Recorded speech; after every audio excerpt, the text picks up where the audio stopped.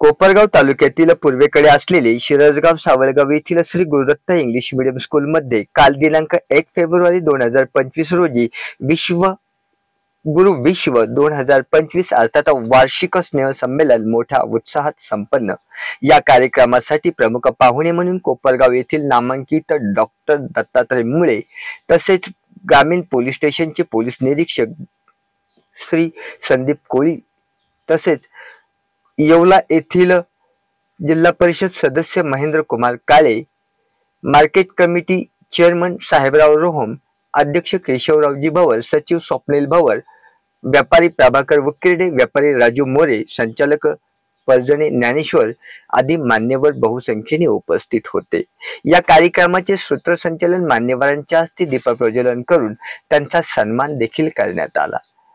यावेळी ज्या विद्यार्थ्यांनी वर्षभरात नाव लौकिक केले होते अशा विद्यार्थ्यांना बक्षीस वितरण देखील करण्यात आले होते। यावेळी सांस्कृतिक कार्यक्रम घेण्यात आले। याचे खास वैशिष्ट्य म्हणजे विद्यार्थ्यांनी गुंफू कराटे तसेच नाट्य नृत्य या सर्वांचा आविष्कार प्रेक्षकांसमोर मांडला होता। निश्चितच ग्रामीण भागातील ही गुरुदत्त इंग्लिश मीडियम स्कूल ही अमृत संजीवनी असल्याचे देखील मान्यवरांनी सांगितले आहे। आलेल्या मान्यवरांनी आपल्या मनोगतात विद्यार्थ्यांना मार्गदर्शन केले तर पोलीस निरीक्षक संदीप कोळी यांनी विद्यार्थ्यांनी मोबाईल पासून लांब राहावे व जास्तीत जास्त मैदानी खेळ खेळावेत अशी माहिती दिली।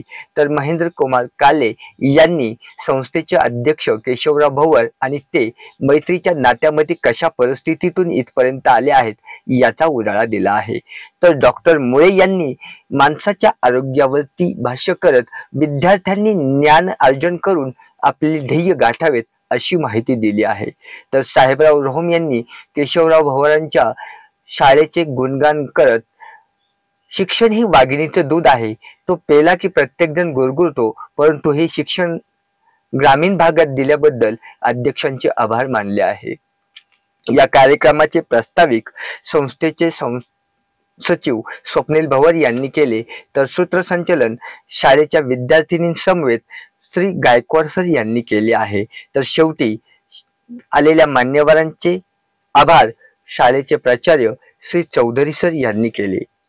या कार्यक्रम प्रसंगी पंचकृषीतील पालक, शिक्षक, विद्यार्थी, विद्यार्थिनी, ग्रामस्थ तसेच राजकीय, सामाजिक, शैक्षणिक क्षेत्रातील सर्वच व्यक्ती बहुसंख्येने उपस्थित होते। आपला महाराष्ट्र न्यूज साठी संपादक अमीन शेख, अहिल्यानगर। इंग्लिश मीडियम स्कूलला 14 वर्ष पूर्ण झाली। आपली स्कूल ही 2 खोल्या आणि एक साधारण 15 स्टुडंट्स आणि 2 टीचरनी चालू झालेली आपली स्कूल आज साधारण 950 विद्यार्थी व 60 टीचिंग व नॉन टीचिंग स्टाफ असलेली ही संस्था आज फक्त आपली विश्वासावरती उभी आहे।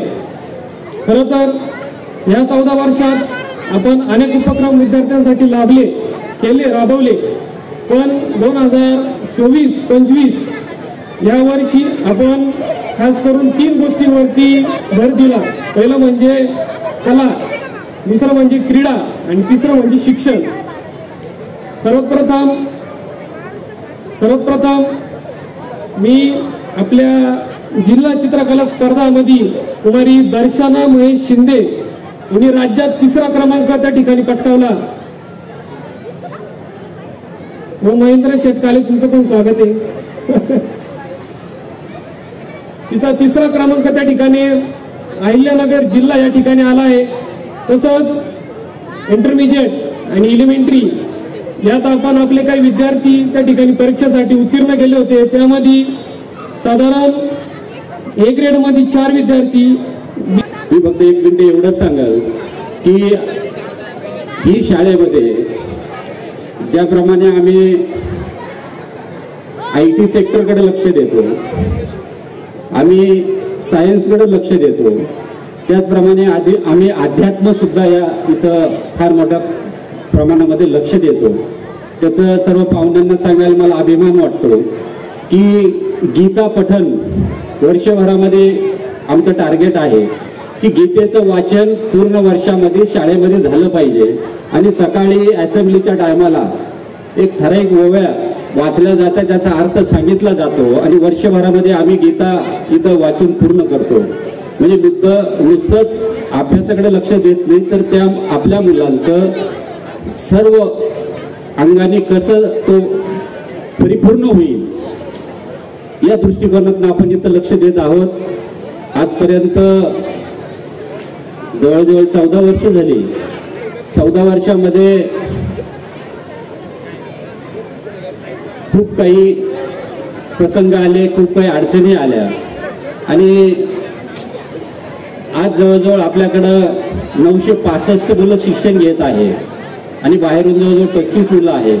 म्हणजे जवळजवळ आपल्या कॅम्पसमध्ये जवळजवळ 1000 मुलं आज शिक्षण घेत आहेत आणि 1000 मुलांचं लक्ष देणं बऱ्याच वेळा आम्हाला सुद्धा कधी कधी अडचणीचं ठरतं. पण पालक लोक आमच्या पाठीमागं भक्कमपणे उभं राहतात आणि त्याच जोरावरती आज आम्ही इथं पुढच्या वर्षी 11वी सायन्स पण चालू करतोय.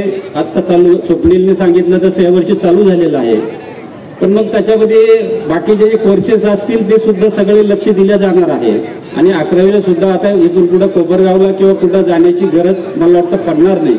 इच्छितो की आमची जी स्कूल आहे पालकांच्या खूप म्हणजे सर्व सामान्य पालक आहेत, सर्व शेतकरी पालक आहेत.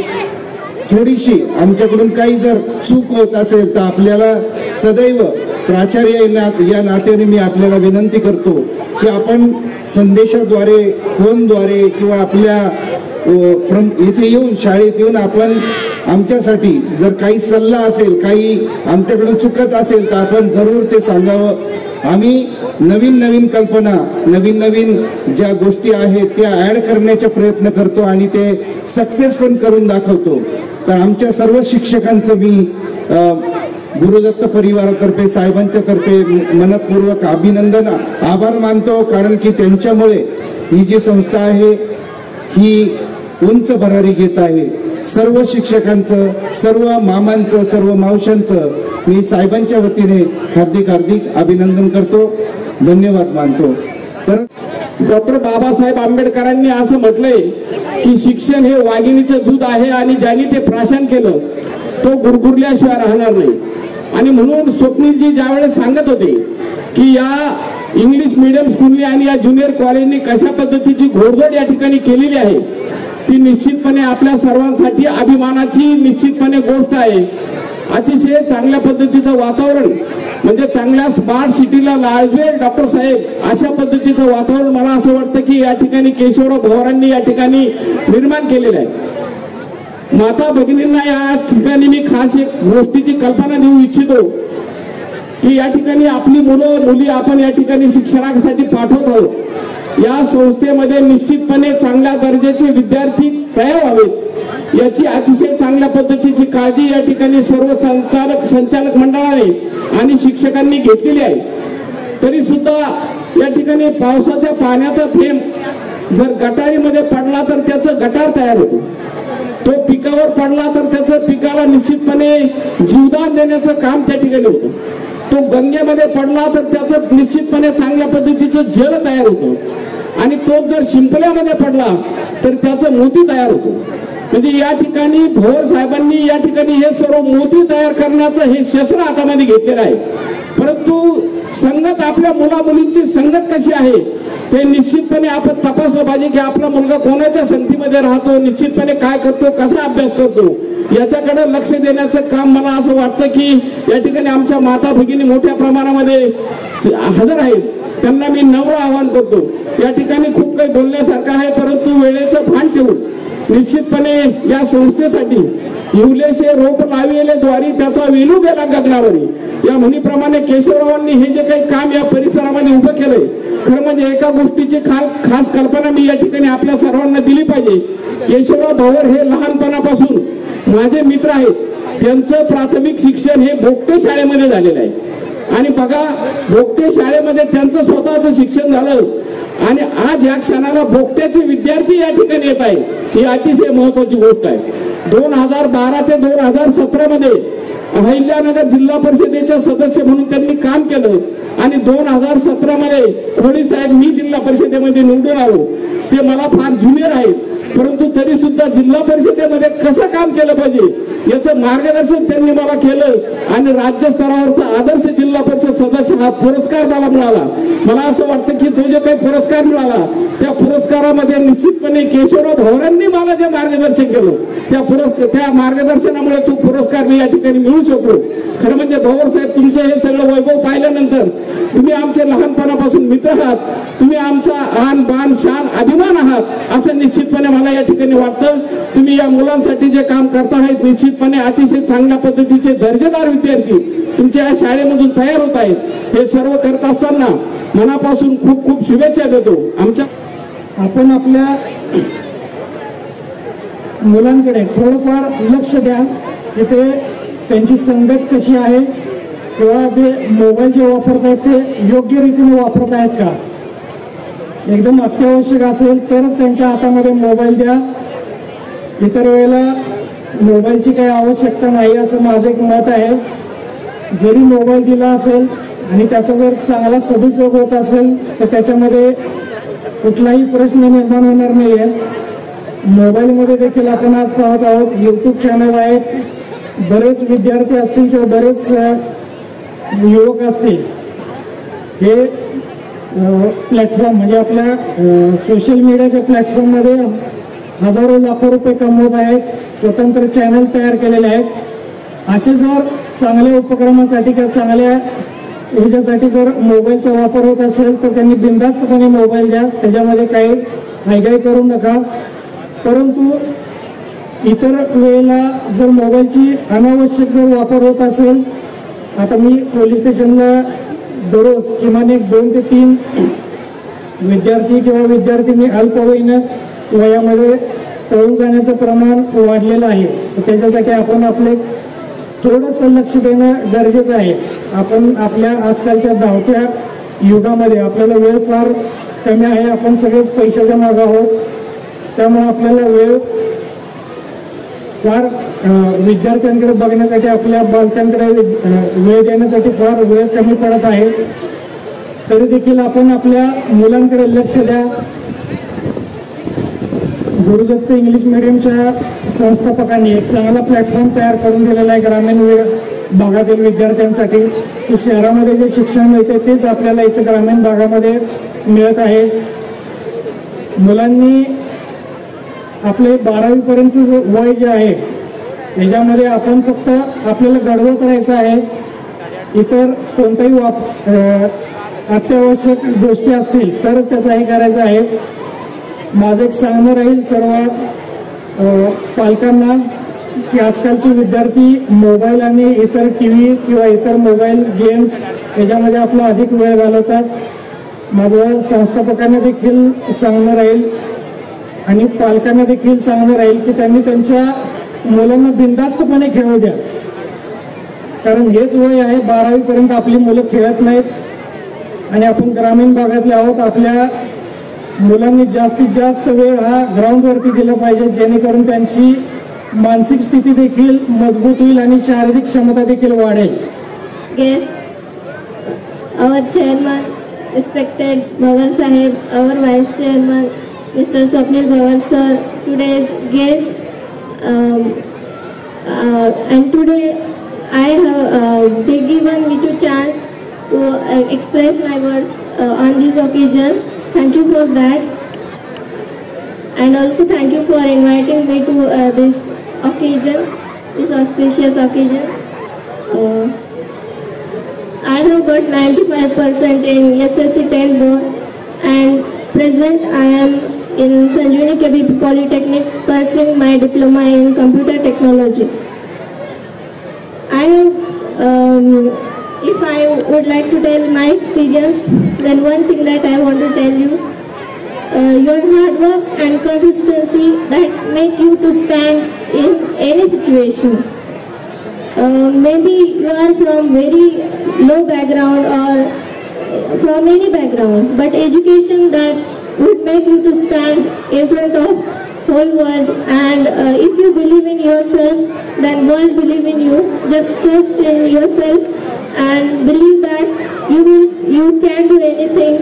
And thank you very much. नाही की तुम्हाला सर्वांना माहीत असेलच, परंतु what transforms the life of a person हा जर प्रश्न विचारला तर मला वाटतं education transforms the life of a person.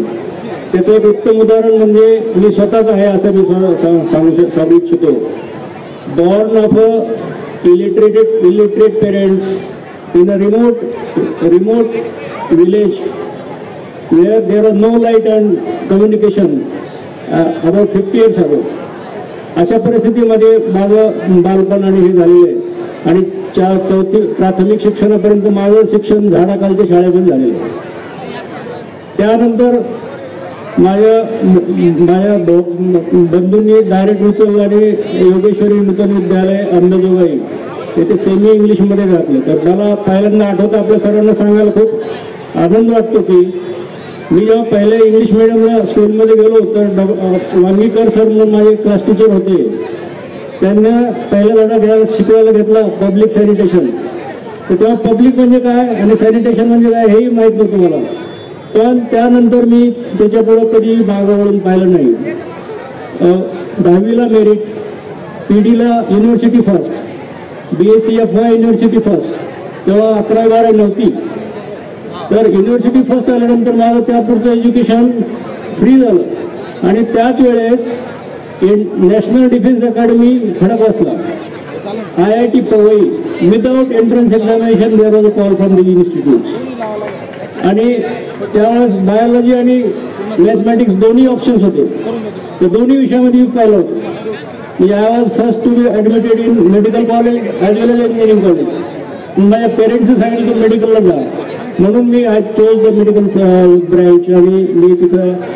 पण मेडिकल करत असताना पण मी अतिशय खेड्यापाड्यातली परिस्थितीची जाणीव ठेवलेली आहे. तिथल्या अडीअडचणी मला खूप ज्ञात आहेत आणि ती शिजोरी लक्षात ठेवून मी आजकाल वैद्यकीय सेवा इथं कार्यरत आहे.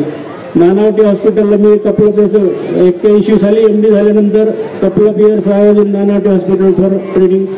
नंतर मी प्रवर हॉस्पिटलला 1.5 वर्ष होतो आणि last 40 years I am in Kopargaon. 40 years. तर 40 इयर्समध्ये काम करीत असताना महेंद्र शेठ साहेबांनी सांगितलं होतं की त्यांना बरेच पेशंटचे अनुभव आहे. परंतु कोणत्याही मेडिकल क्षेत्रामध्ये पेशंटचं करेक्ट डायग्नोसिस हे ट्रीटमेंट करण्यासाठी आवश्यक असतं आणि त्याचे मेडिकल मॉडेलिटीज ऑफ मेडिकल मॅनेजमेंट हे तुम्ही कसे डिलिव्हर करता पेशंटला आणि एखाद्या पेशंटची ट्रीटमेंट किती सिम्प्लिफाय करता, किती कॉस्ट इफेक्टिव्ह करता, हे या गोष्टी लक्षात ठेवून मी लास्ट 40 इयर्स असं काम चालू ठेवलेलं आहे. आणि Day 1ला जसं काम चालू होतं तसंच काम 40 वर्ष आज पण चालवले आहे असं मी आपल्या सर्वांना सांगायला मला फार अभिमान वाटतो. त्याचं कारण म्हणजे क्रिटिकल केअरचे पेशंट घेत असताना म्हणजे कोपरगावमध्ये असा ट्रेंड होता की सिरियस पेशंट आला की पाठव पुढे, सिरियस पेशंट आला की पाठव नाशिक, पाठव नगर, पाठव पुणे, असा सगळा म्हणजे Kopargaon was a referral centre for serious patient. पण त्याच्यातले 50% पेशंटही रेफरल सेंटरपर्यंत पोहोचत नाहीत हे जेव्हा माझ्या लक्षात आलं तेव्हा मग इथं व्हाय नॉट ट्रीट द पेशंट असा एक कन्सेप्ट मी तिथे डेव्हलप केला आणि I started accepting serious patient. प्रत्येक पेशंटला ज्यांना हायड्रेशनची गरज आहे त्यांना हायड्रेशन देणं, त्यांना ऑक्सिजनची गरज आहे त्यांना ऑक्सिजन देणं आणि प्राप्त परिस्थितीमध्ये पेशंटला मदत कशी होईल, लिमिटेड रिसोर्सेसमध्ये पेशंटला मदत कशी होईल ही फॅकल्टी आम्ही तिथं डेव्हलप केली. आणि बघता बघता मला सांगायला खूप आनंद होतो आज की मी जवळजवळ 80,000 पेशंट IPDचे ट्रीट केलेले आहेत. 80,000 पेशंट ॲडमिटेड पेशंट ट्रीट केलेले आहेत आणि त्याच्यात 99.9% रिझल्ट दिलेला आहे. OPD म्हणजे त्याच्या IPD पेक्षा 10 टाइम्स OPD आहे एक्झाम. म्हणजे ऑलमोस्ट 8 लाख पेशंट्स एक्झामिनेशन. तर हे करीत असताना म्हणजे पेशंटची ट्रीटमेंट कशी सोपी करायची, पेशंटला कमीत कमी किमतीमध्ये कसा औषधोपचार होईल याचं दक्षतेने मी पाहिलेलं आहे. आणि मला वाटतं की हीच एक पद्धत आहे रुग्णांना मेडिकल न्याय देण्याची ही एक पद्धत आहे असं मला वाटतं. आणि हाच न्याय प्रत्येकानं आपापल्या क्षेत्रामध्ये जेव्हा काम करत असताना तेव्हा दिला पाहिजे. पोलीस क्षेत्रामध्ये काम करत असताना कोविड साहेब ते देताच आहेत.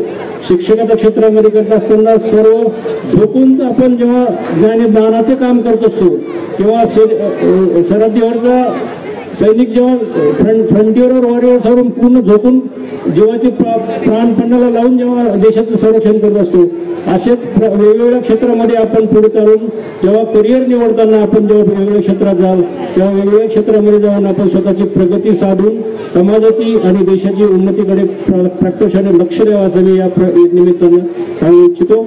आणि लांबलेलं माझं भाषण दोन संपवतो. जय हिंद, जय महाराष्ट्र. ज्ञानेश्वर बापू असू द्या, यांनी खरोखर त्या क्षेत्रात अतिशय चांगलं काम केलेलं आहे आणि ते खरोखर या पात्रतेचे आहे म्हणून तुम्ही चीफ गेस्ट ठेवल्याबद्दल मी भावर साहेबांचे खरोखर आभार मानतो. मित्रांनो, भावर साहेबांनी ही शाळा सुरू केली त्यावेळेस जर बघितलं असेल की फक्त 15 विद्यार्थी आणि 2 शिक्षक, हा एवढं मोठं वटवृक्ष होईल असं आपल्याला कधी वाटलं नव्हतं. आपण खरोखर या शाळेला नावलौकिक मिळवून दिला त्याबद्दल मी खरोखर भावर साहेबांचे त्यांच्या मुलाचे आभार मानतो. जमाना खराब है दोस्तों, चलना अपने को संभाल के, या हवा बिकती है गुब्बारों में भर के, सच बिकता है झूठ बिकता है, बिकती है कहानी, दुनिया में 3 भाग पानी है फिर भी बोतल में बिकता है पानी. मित्र हो, आपल्याला हे विद्यार्थी घडवत असताना शिक्षकांचं सुद्धा फार मोलाचं याच्यामध्ये वाटा आहे. मुख्याध्यापक असतील, शिक्षक वृंद असेल, कारण हे विद्यार्थी उद्याचे भारताचे मोठे नागरिक होणार आहे आणि त्या विद्यार्थ्यांच्या हा भारत उद्या या विद्यार्थ्यांच्या भरवशावर मोठा होणार आहे. APJ अब्दुल कलाम असतील, सचिन तेंडुलकर असतील, आदरणीय नरेंद्रभाई मोदी असतील, कल्पना चावला असतील, डॉक्टर बाबासाहेब आंबेडकर असतील, लता मंगेशकर असतील, यांचा आदर्श ठेवून विद्यार्थ्यांनी मोठी स्वप्न बघितली पाहिजे. जीवनामध्ये ते जी मोठी स्वप्न जो बघतात तेच मोठे होतात. जे अचिव्हमेंट करताना रात्रंदिवस मेहनत कष्ट हे केले पाहिजे. आदर्श जर ठेवला तरच तुम्ही उद्याचे मोठे नागरिक होणार आहे. विद्यार्थी तुम्ही उद्या भारताचे एक मोठे आदर्श ना, कोणी डॉक्टर होईल, कोणी वकील होईल, कोणी इंजिनियर होईल. पण हे करीत असताना आपला अभ्यास, आता माझ्या अगोदरच्या वक्त्यांनी सांगितलं, शिक्षण हा वाघिणीचं दूध आहे आणि ते दूध तुम्ही खरोखर त्याचा चांगला उपयोग केला पाहिजे. शिक्षण असा दागिना आहे ते कोणी हिरावून घेऊ शकत नाही.